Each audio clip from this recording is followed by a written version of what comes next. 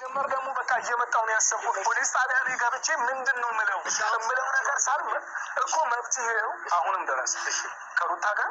ከኤፍሬም ጋር በጣም እየተጨቃጨ አይ ጭቅጭቅ አታብዙ ጭቅጭቃሞች እኛ ዛሬ ይዘን ጠፋለች ብለን ስናስብ መጨረሻ ይዘን ጠፍታለች ግን ያው በንግግር ታምናላችሁ ችግር የለም በንግግር ካመናችሁ ማኮ ጥሩ ነው ይሄ ነገር እኮ የሚካበል ነገር የለውም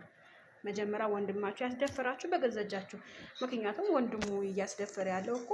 ራሱ ወንድም የስጋ ወንድሙ ነው እያስደፈረ ያለው ስለዚህ ይሄን ያክል መካበድ የለባችሁ ማለት ባይነኝ ነው በበኩሌ ለምን ይሄን ያክል ያስደፈረው ወንድሙ የገዛ ወንድሙ ነው የገዛ የእናት የአባት ወንድም ነው እንደዚህ የሚያደርገው ማለት ነው እንደፈለገ የሚጫወትበት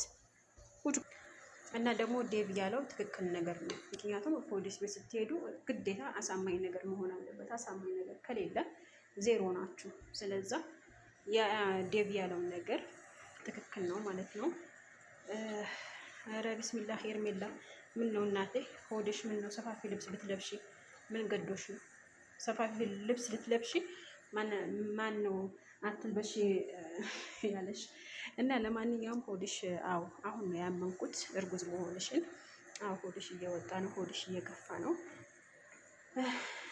አንቺን ቅድም ፎክረሻል ምንድን ነበር ያልሽው ፉከራ በተግባር ነው እንጂ ምንድን ነበር ያለችው المهم የዛሬው ዜና ደግሞ በጣም ይከብዳል ለማንኛውም ከማወገን መቆም እንዳለብን ራሱ ግራ የሚያጋባ ነገር ነው ነገር ግን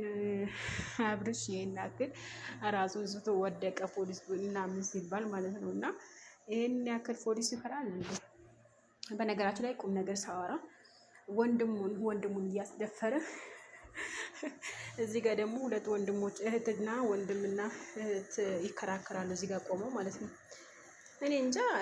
ኤፍሬም ይሄን ያክል ለምን አንተና ሄርሜላ እንደጠላት ግራ ገባኝ እኮ ነው በነገራችን ላይ ግራ ነው የገባኝ